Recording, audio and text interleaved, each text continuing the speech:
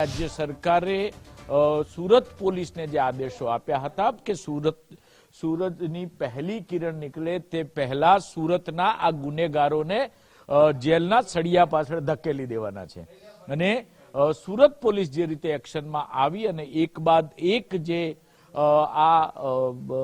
કાવતરાખોર હતા તેમની અટકાયત શરૂ કરી હતી। હવે જે મહત્વના સમાચાર મળી રહ્યા છે તે મુજબ થોડી વારમાં હર્ષભાઈ સંઘવી રાજ્યના ગૃહમંત્રી આ ઘટના સ્થળે પહોંચી રહ્યા છે ને જાતે પોલીસ સ્ટેશન જઈ અને જે સુરત સીપી છે અનુપમસિંહ ગેહલોત તેમની પાસેથી સંપૂર્ણ ઘટનાનો ચિત્તાર મેળવશે। અત્યાર સુધી કેટલા લોકોની અટકાયત થઈ, કોણ છે આની પાછળનો માસ્ટર માઇન્ડ અને કોના કહેવાથી આખી ઘટના ને અંજામ અપાયો, આ તમામ પાસાઓની તપાસ જે સુરત પોલીસ કરી રહી છે તેની જાત માહિતી મેળવશે।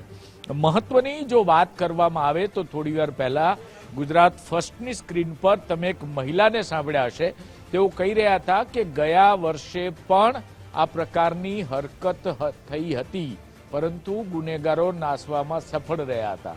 જો એ જ વખતે એ ગુનેગારોને ડામી દેવાયા હોત તો આટલા વાગે અત્યારે આ પ્રકારની જે ઘટના છે તે ન બની હોત।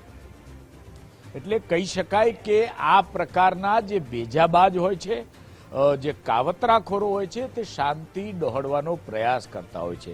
એમાંય જ્યારે ગણેશ ઉત્સવ ચાલતો હોય, ગણેશ ઉત્સવ જે આજે દેશભરમાં ધામધૂમથી તેની 10 દિવસ સુધી ઉજવણી થાય છે, આ જે ગણેશ ઉત્સવ છે તે શરૂ કરવાનો આશય જે તે વખતે જ્યારે શરૂ થયું ત્યારે એક ખૂબ વિચાર સાથે, ઉમદા વિચાર સાથે ગણેશ ઉત્સવની શરૂઆત થઈ હતી। એટલે હંમેશા એક ક્રાંતિકારી વિચારોનું આ પ્રતીક ગણીએ આપણે ગણેશોત્સવને। ત્યારે ગણેશોત્સવના કાર્યક્રમમાં આ પ્રકારની હરકત કરી અને જે શાંત રાજ્ય છે, જે શાંતિથી પોતાના ઉત્સવો ઉજવે છે, કોઈ પણ ધર્મનો ઉત્સવ હોય એ શાંતિથી ઉજવાતો હોય છે, એ પાર પડતો હોય છે અને હર્ષભેર એની ઉજવણી થતી હોય છે। એવું નથી કે ફક્ત એક કોમના લોકો, કોઈ પણ ધર્મનો તહેવાર હોય, દરેક કોમના લોકો, દરેક ધર્મના લોકો તેમાં સહભાગી થતા હોય છે અને ઉત્સાહપૂર્વક રંગે ચંગે એ ઉત્સવને મનાવતા હોય છે। એવા સમયે જ્યારે આટલું સરસ વાતાવરણ રાજ્યનું હોય અને આ પ્રકારની પરિસ્થિતિ નિર્માણ થાય, અચાનક કેટલાક લોકો આવે, આ પ્રકારનો કાંકરી ચાળો કરે, એના કારણે રાજ્યની પરિસ્થિતિ ડહોળાય અને ખૂબ ગંભીર કહી શકાય પ્રકારની પરિસ્થિતિ સર્જાય। સતત લગભગ ઘટનાને 6 કલાક વીતવા આવ્યા છે, હજી સુધી સુરત પોલીસ એક બાદ એક જે ગુનેગારો છે, શકમંદો છે, તેમને પકડવામાં જોતરાઈ છે।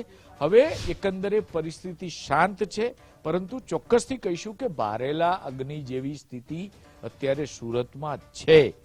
સુરતની જે ઘટના ઘટી છે એને પગલે જે બીજા મોટા શહેરો છે જ્યાં મોટી સંખ્યામાં ગણેશ પંડાલ છે ત્યાં પણ ચોક્કસથી સતર્કતાના ભાગરૂપે પોલીસ બંદોબસ્ત અને નાઇટ પેટ્રોલિંગ વધારી દીધું હશે, કારણ કે આ ઘટનાને ગંભીરતાથી લેવી જરૂરી છે।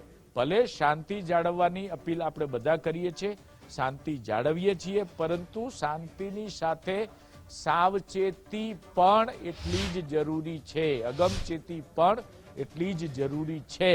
માટે જે પ્રકારની ઘટના સુરતમાં ઘટી છે ત્યારબાદ દરેક મોટા શહેરોમાં પોલીસ દ્વારા અગમચેતીના ભાગરૂપે જે ગણેશ પંડાલો છે અને સેન્સિટિવ વિસ્તારો છે ત્યાં ચોક્કસથી વધારી દેવામાં આવી છે પોલીસ સુરક્ષા।